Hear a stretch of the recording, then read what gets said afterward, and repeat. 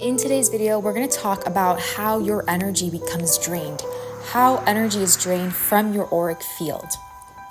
The way people interpret it is they feel brain fog, they feel tired, lethargic, they feel like they're just not 100% there. They're most definitely not going to feel lucid, awake, empowered, and in control.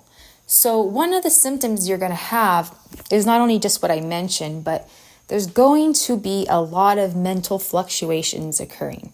This video is going to be perfect for those of you who are wanting to learn more about your own energy field, for those of you who suspect that you are being piggybacked on by some sort of entity, by some sort of etheric cord, and you're ready to really cut this leech-like energy away from your field so that you can really have a chance to flow. In order for you to really expand your consciousness, energy must be flowing harmoniously, and this has everything to do with what we're talking about today, which is how your auric field becomes drained. If you have a significant astral cord, it's literally an ethereal looking plug or thread, okay? And it's not uncommon to have this. In fact, many times these cords will just disintegrate on their own. So if you are coming out of a phase in your life where there was a lot of stress, there was a lot of chaos, you could have accumulated something along that process because you are resonating at a denser level. And when this happens, you magnetize external astral forces, also known as entities. You magnetize them, and so they're able to latch on because there's a match somewhere within your auric field. Now, usually way on the outside of the field, you might accumulate things. You might accumulate some static. You might accumulate some debris. But as soon as you increase your consciousness, as soon as you do that meditation, have a big laugh, go for a nice walk in nature, that's gonna just pop out of your field. Now, since these are in the astral realm, they do look more etheric in nature. So they can literally disintegrate. And this is why we use things like sage and incenses and smokes, because they're able to penetrate through the veil and they can literally extinguish them. They can zap them like a mosquito. Now, it might not get everything. This is why we do daily astral hygienic practices. It might not get everything, but it will literally zap parts of this etheric cord. It'll literally zap it. So say you had a cord and you had a big cleansing session. So we talk a lot about the cleansing sessions. We do a lot of the salt baths. You create your own salt scrubs with different herbs and oils, and you do these cleansing rituals, and then you sage yourself and of course your environment as well. During this process, it is very likely that you are zapping part of that cord off. And so now the flow between you, the host, and the outside piggybacker, which is going to be leech-like in nature because it cannot sustain its own energy, it has to leech off other energy. That tie will begin to not only become zapped, but it will eventually become thinner and weaker until finally it literally disintegrates out. So think of like a thread, and you get a lighter or a fire, and you know how that thread just shrinks, it becomes nothing. Same thing happens with these etheric cords. So it's not like, oh my gosh, this is happening. It's not end all be all, okay? It is very probable for you to cleanse yourself of these things. And I don't like to just mention the astral entities that do this or debris that you pick up while in public, because it goes a lot deeper than that. And it goes a lot deeper to the point where it's like in this matrix, you cannot escape this type of energetic exchange unless you are consciously going about every every move you make, really. This is why spiritual practices are so important. This is why prioritizing your consciousness is so important, because if not, it's just this constant thing that's happening. Okay, and so another way this can happen is with the thoughts you are entertaining in your mind. This is linked to the hive mind network. The hive mind network is what has really put everyone to sleep and become docile and obedient. The hive mind network not only is literal in the sense that we have the World Wide Web, and now we have technology linking everything. They call it globally, right? Since globalization, since the industrialization of society, because with the industrialization came linking everyone to a grid network. And it looks very familiar to what a motherboard looks like on a computer. And so once they gridded everything up post-industrial revolution, this started syncing everyone together. And when you sync everyone together, why do you think they're doing that? Not only for consumerism and all of this, and to create corporations which are sustained by daily traffic of people, but in fact, it is because the people are the host that is feeding the system. So it's a lot easier to do this when people are in closer groups and people are in bigger populations. For example, as we talked about, the astral entities that like to sustain themselves by finding a host, and the host that they find is someone that's going to resonate within some aspect of its nature. And be aware that they are able to lower your frequency if you are persuadable, okay? If you are strong in your nature and you are sovereign, they cannot. But if you sway in your mental fluctuations and you're not in command of your ship, okay, if you feel like you're treading water in life, then they're going to be able to sway you a lot easier that way. So anyhow, going back to just kind of how they gridded everything up for this purpose. So the elite, if that's what we're going to call them, the elite, they basically gridded up these areas first with industrialization, right? So they gridded everything up, and then came electricity. And then they were really able to keep people contained within a zone, a frequency, where now the people are sustaining their network. Do you see how that works? Because if you think about it, if you never get out of the grid and go out past the grid, and what I mean by that is, like, for example, like individuals who are off grid. Right now, that's what we're all about. We're all about being off grid. There is such a difference in the quality of the sophionic energy, the quality of nature, of how it's able to respond, and how the etheric waves are so vast, and how you're able to work with your energy a lot more freely. There is a big difference with everything. This is going to influence the quality of your thoughts. This is going to influence the quality of everything in your life, really.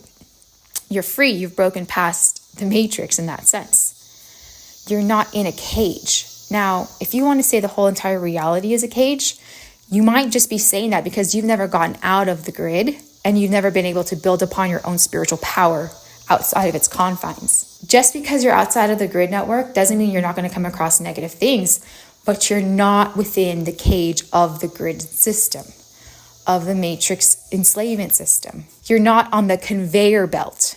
There is a conveyor belt system, and this is what we see, like freeways, consumerism, the hustle bustle of social obligations within the matrix, the amount of NPCs, organic portals, all of this stuff, right? The circus, basically. The circus and all of the agendas are being hit there really, really consistently. It's really targeted there. So if you've never gone out of that and you've never dedicated yourself to building up your own spiritual power and then tapping within to go beyond this construct and see what else is really happening and do this type of work, then yeah, you're going to say the whole realm is doomed. But I say otherwise. And so this is my channel.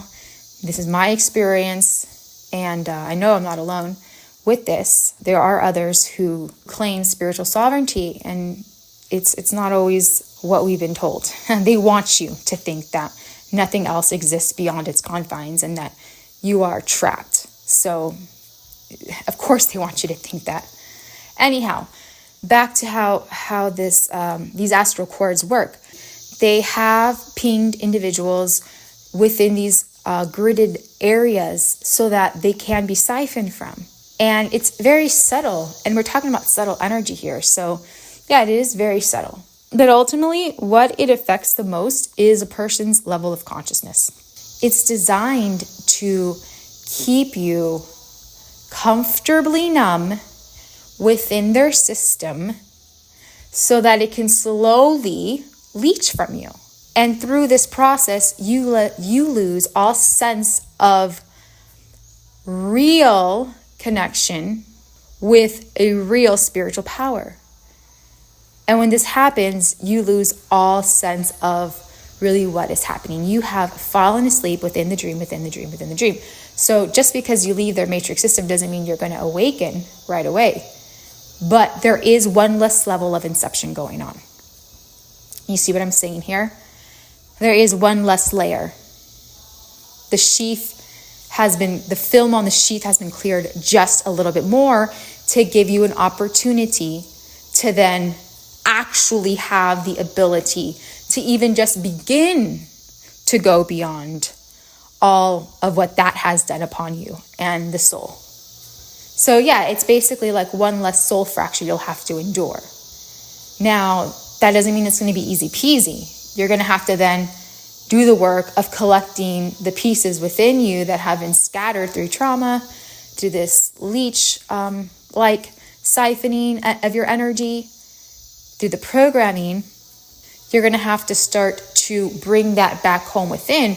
And this is what coming back to wholeness represents when you're in the matrix. So, yeah, I don't like to just talk about that, about the astral entities and about what the matrix enslavement system does.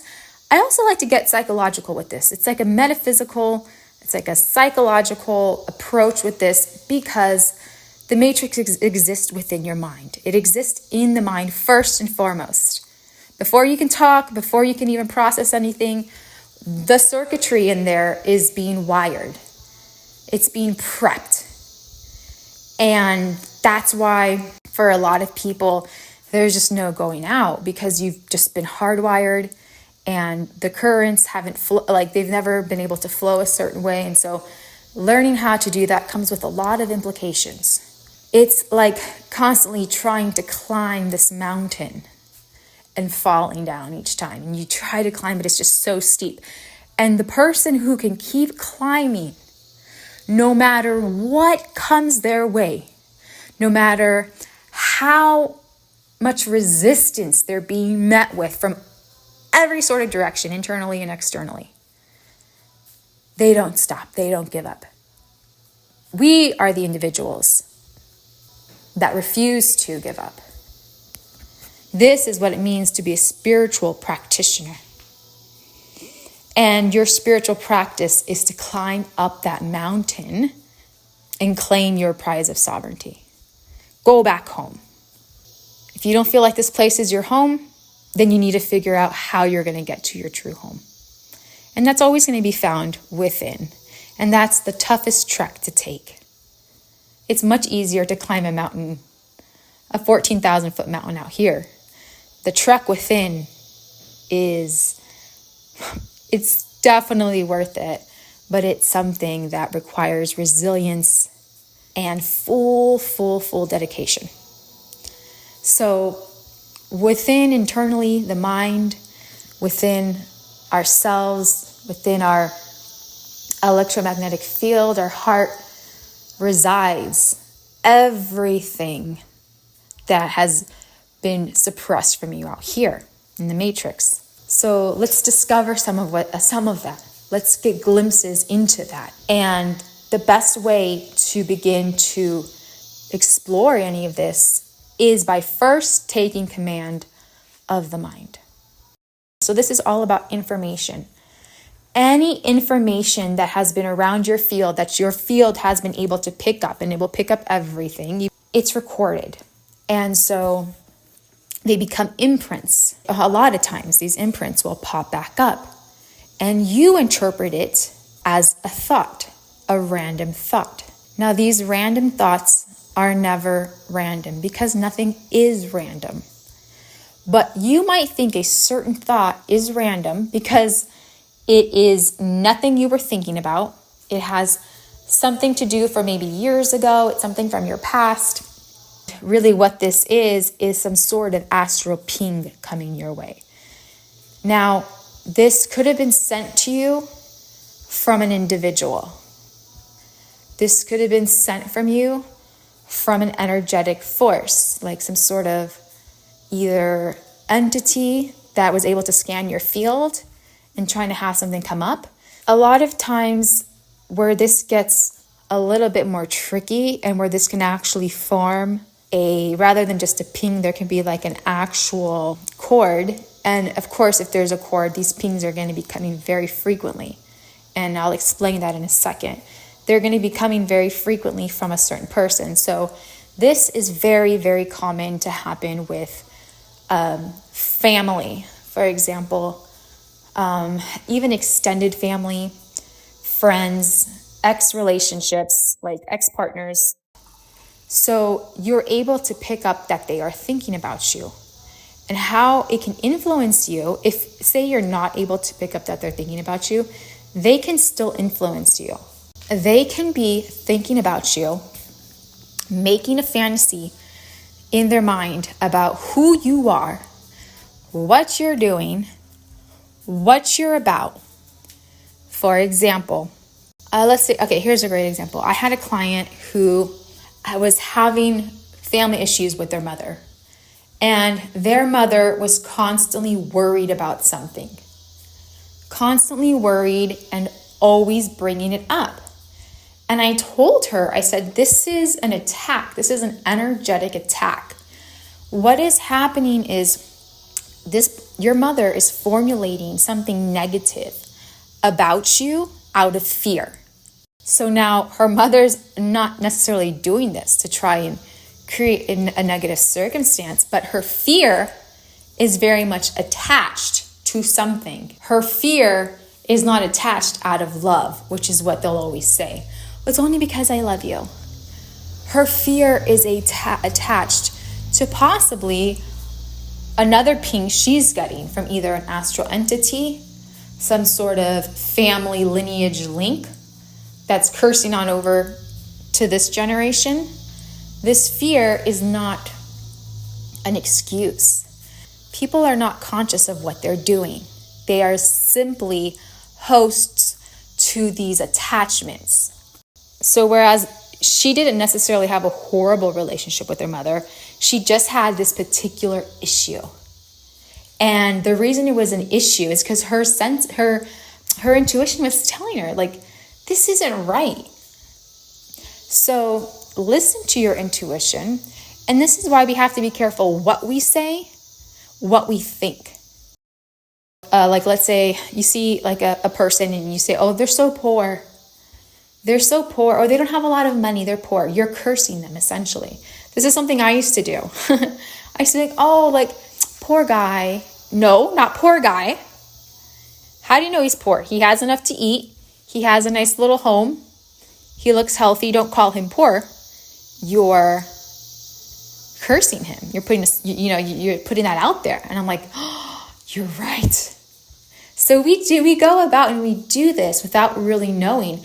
And what I'm doing is I'm pinging that onto him astrally. You see, I'm saying, you're poor. I feel bad for you. How sad. I want to give you something to like make you feel more abundant, kind of being the martyr, you know?